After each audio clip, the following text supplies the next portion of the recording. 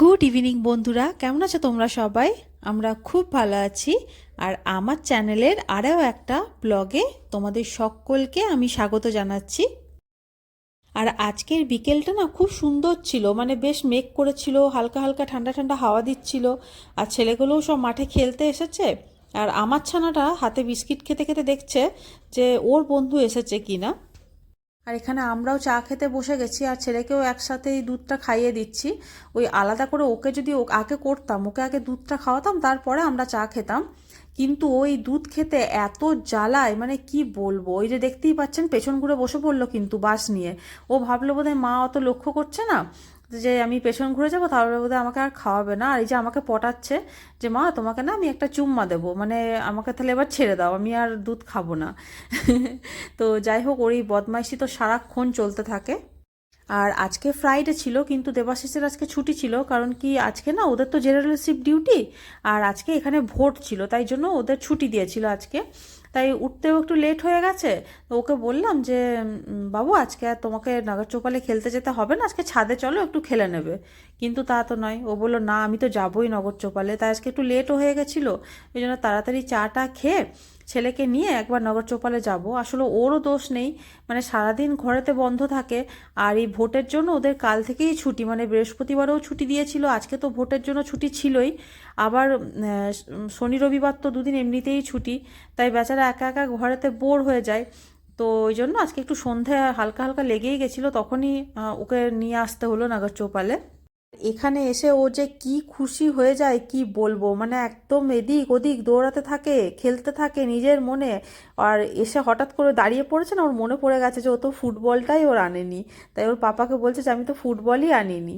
তো যাই হোক, ওকে বোঝানো হলো যে তুমি আজকে এমনি করেই খেলো, পরের দিন ফুটবলটা তোমার নিয়ে আসা হবে।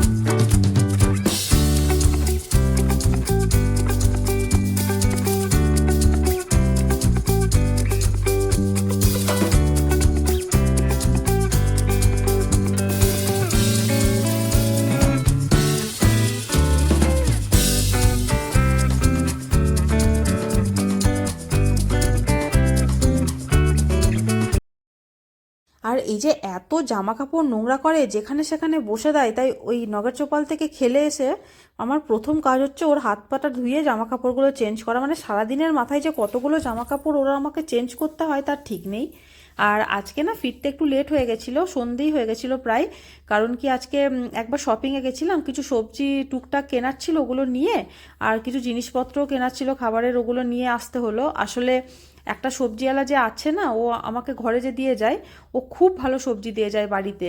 কিন্তু ওর ওই 10-12 দিন নেই, ওদের বাড়িতে বিয়ে আছে। আর আমাদের শপিংয়ে না যে সবজিগুলো বসে খুব একটা টাটকা থাকে না, কিন্তু কিছু করার নেই।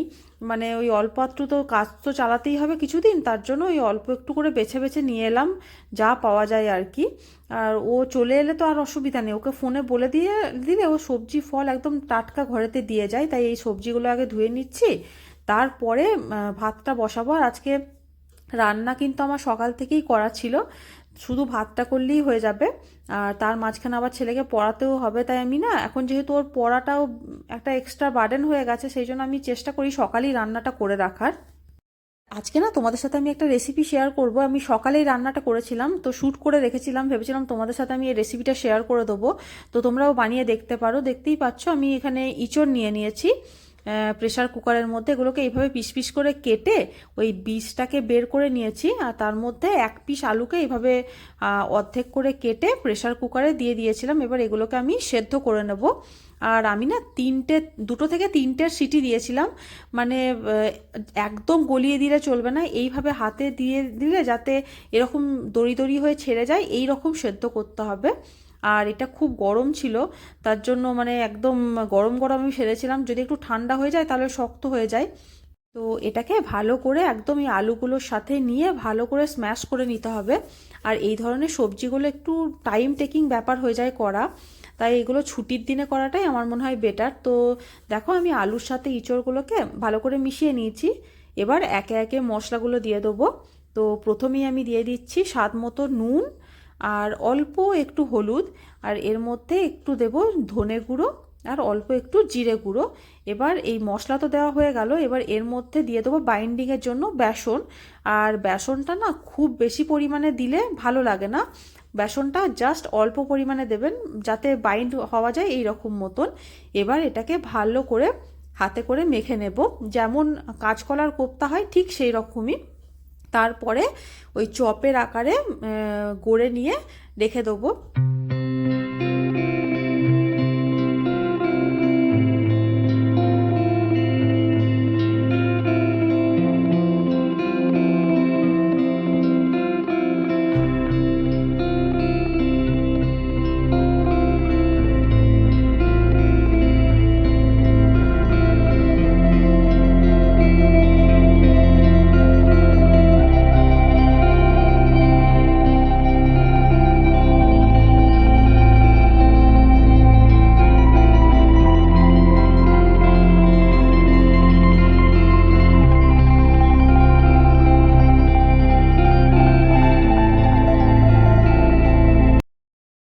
আর এই পুরো রান্নাটাই না পুরো সর্ষের তেলে হবে, তাই কড়াইয়ের মধ্যে সর্ষের তেল দিয়ে দেবো।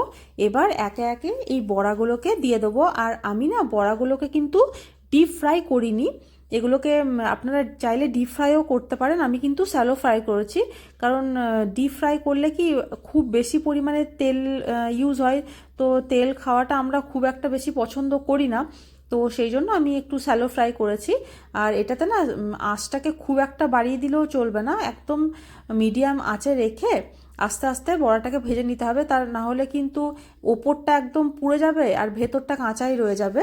তো আর খুব একদম কড়কড়ে করে ভাজবেন না, তাহলে সবজিটা খেতেও অতটা ভালো লাগবে না। তো এইভাবে সমস্ত বড়াগুলোকে আমি আস্তে আস্তে করে ভেজে নেব।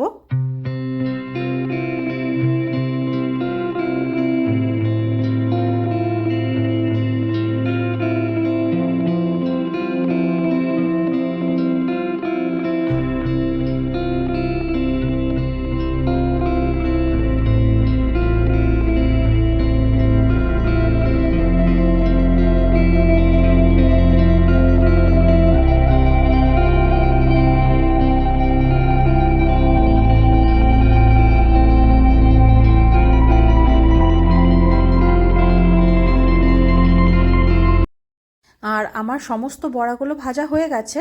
এবার ওই সেম কড়াইয়ের মধ্যে আরও একটু তেল অ্যাড করে তার মধ্যে একটু পাঁচ ফোড়ন আর গোটা গরম মশলা, তেজপাতা আর একটু শুকনো লঙ্কা দিয়ে আমি ফোড়নে দিয়ে দেবো। আর গোটা গরম মশলার মধ্যে থাকবে দারচিনি, এলাচ আর লবঙ্গ। এবার এটা যখন দেখবেন যে গরম হয়ে গেছে তখন ওর মধ্যে অল্প একটু পেঁয়াজ কুচি আমি অ্যাড করে দেবো। আর যেমনি কাঁচকলার কোপ্তাটা যখন আমি রান্না করে দেখিয়েছিলাম সেটা তো আমি পুরো ভেজ রান্না করেছিলাম, মানে পেঁয়াজ রসুন অ্যাড করিনি।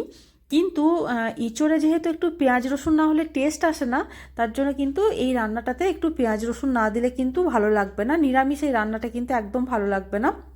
তো এবার পেঁয়াজগুলোকে ভালো করে লাল লাল করে ভেজে নেব। আর এইটার মানে এই রান্নাটার মধ্যে আমি আগের থেকেই পেস্ট করে রেখে দিয়েছিলাম মিক্সিতে আদা, রসুন, দুটো টমেটো আর অল্প একটু পেঁয়াজ আর একটা লঙ্কা দিয়েছিলাম, আমি কিন্তু বেশি ঝাল দিইনি।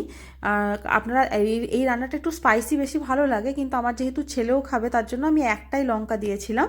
তো এবার এর মধ্যে আস্তে আস্তে ওই যে ড্রাই মশলাগুলো আছে সেগুলো অ্যাড করে দেবো, যেমন নুন, স্বাদ মতো হলুদ, একটু ধনে গুঁড়ো আর অল্প একটু জিরে গুঁড়ো আর অল্প একটু কালারের জন্য আমি অ্যাড করেছিলাম কাশ্মীরি রেড চিলি পাউডার, সেটা খুবই সামান্য, মানে আর একটু চিনি দিয়েছিলাম।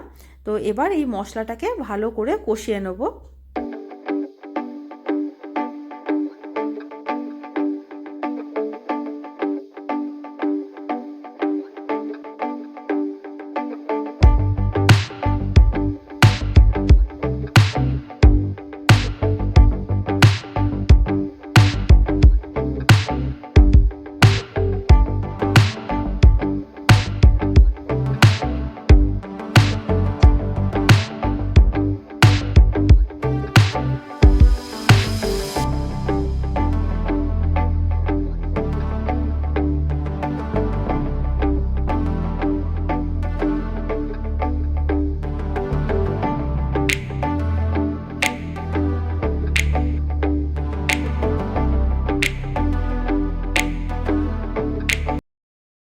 মশলাটা কষানো হয়ে গেলে ওর মধ্যে জল দিয়ে একটু ফুটতে দিতে হবে।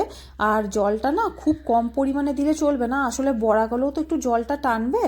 তো সেই জন্য জলটা যখন ফুটে আসবে তখন বড়াগুলোকে দিয়ে এই এক মিনিট মতন একটু ফুটতে দিতে হবে, তা না হলে কিন্তু বড়ার ভেতরে এই রসটা ঢুকবে না। এবার এটার মধ্যে অল্প একটু ওপর থেকে গুঁড়ো গরম মশলা ছড়িয়ে দিতে হবে। দেন এটাকে ঢাকা দিয়ে একটু কিছুক্ষণের জন্য রেস্টে রেখে দেবেন। আর আপনারা চাইলে উপর থেকে একটু ঘিও অ্যাড করতে পারেন। আমার কাছে না ঘিটা শেষ হয়ে গেছিলো, তো সেই জন্য আমি অ্যাড করতে পারিনি। ঘি দিলে কিন্তু টেস্টটা আরও বেশি এনহ্যান্স হয়ে যায়। আর এই রান্নাটা কিন্তু সত্যি দারুণ হয়েছিল, মানে গরম ভাতের সাথে ডাল আর এই সবজিটা হলে মাছ মাংস ডিমেরও দরকার হয় না। তো আপনারা বাড়িতে কিন্তু ট্রাই করতে পারেন, আশা করি আপনাদের ভালো লাগবে। এই যে রাত্রের খাওয়া দাওয়া তো আমাদের হয়ে গেছে, আর খাওয়া হওয়ার পরে একবার আমরা হাঁটতে বেরিয়েছিলাম।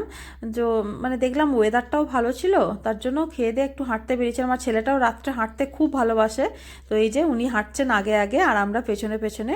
তো ব্যাস আজকের ব্লগটা আমি এখানেই শেষ করছি। আর যদি আমার ব্লগগুলো তোমাদের ভালো লাগে তাহলে প্লিজ আমার চ্যানেলটাকে সাবস্ক্রাইব করে দিও। আবার দেখা হবে নেক্সট ভিডিওতে, ততক্ষণের জন্য ভালো থেকো, সুস্থ থেকো, গুড নাইট, বাই।